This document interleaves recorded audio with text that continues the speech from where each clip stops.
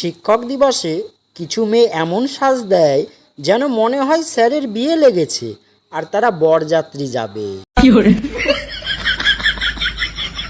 যে দেশে বিস্কুটের নাম পারলে মারি, সে দেশে কি আমি ভালো থাকতে পারি?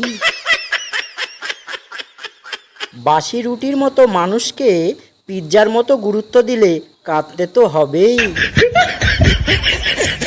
কি ভাবছো, স্বামী অনেক ভালোবাসে, সময় আর সুযোগ পেলে সেও খোঁচা মেরে কথা বলে।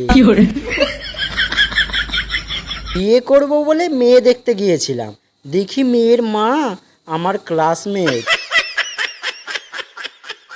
আচ্ছা, কুকুরগুলোর কাছে তো কোনো ক্যালেন্ডার নেই, ওরা কিভাবে বুঝলো এটা ভাদ্র মাস চলছে?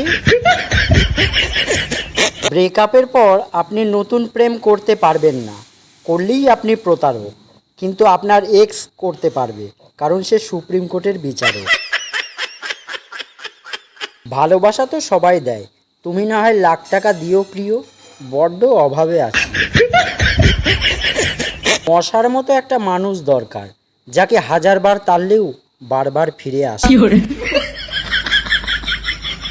মেয়েদের মুস্কি হাসিতে অনেকেই অনেক কিছু ভুলে গেলেও একমাত্র ফুসকাওয়ালা গুনতে ভোলে না। বাড়ির পাশের লোক মানেই প্রতিবেশী নয়, শুনে কম বোঝে বেশি, তার থেকেও রটাই বেশি, তার নাম প্রতিবেশী।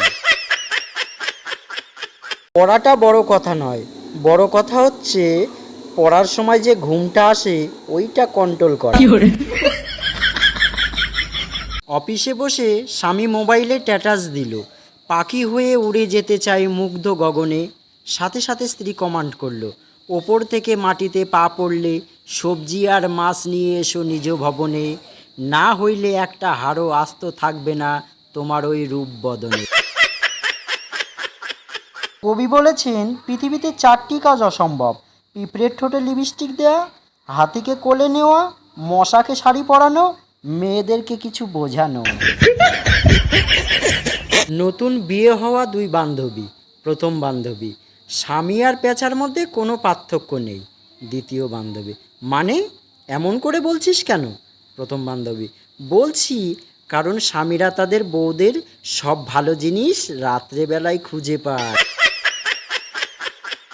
আমার প্রিয় ইউটিউব পরিবারের সদস্য সবাইকে জানাই বাংলা হাসির ভাণ্ডারের পক্ষ থেকে অসংখ্য ধন্যবাদ।